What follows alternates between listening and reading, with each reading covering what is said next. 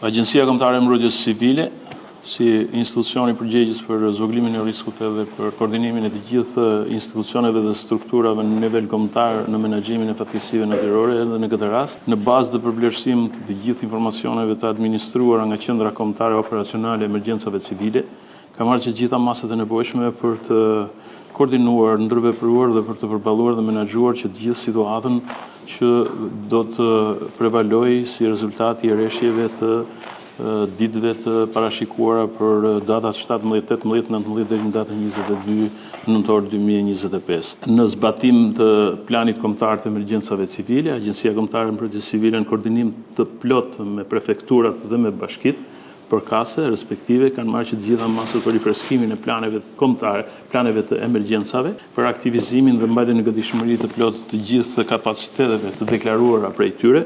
Sot thuajse të gjitha bashkitë dhe prefekturat në nivel qarku, por edhe në nivel kombëtar janë të mobilizuara totalisht. Pritet data 18 këtë një intensitet të shtuar, i cili mund të efektojë drejt për së drejti, ashtu sikurse në këtë datë pritën që rreshjet të jenë intensive dhe të përshkruajnë thuajse që të gjithë territorin e Republikës së Shqipërisë. Sipas informacionit të përditësuar nga Instituti i Gjeoshkencave, Gjeo dhe Shërbimi Meteorologjik Ushtarak, ditën e hënë 17 nëntor 2025, pritën rreshje mesatare deri lokalisht intensive në qarqet Shkodër, Lezhë dhe Vlorë. Në qarqet Kukës, Dibër, Durrës, Tiranë dhe Gjirokastër, rreshjet do të jenë të dobta deri mesatare, të shoqëruara me shtrëngata. Në qarqet e tjera parashikohen rreshje të dobta. Intensiteti pritet të rritet në orët e pasdites.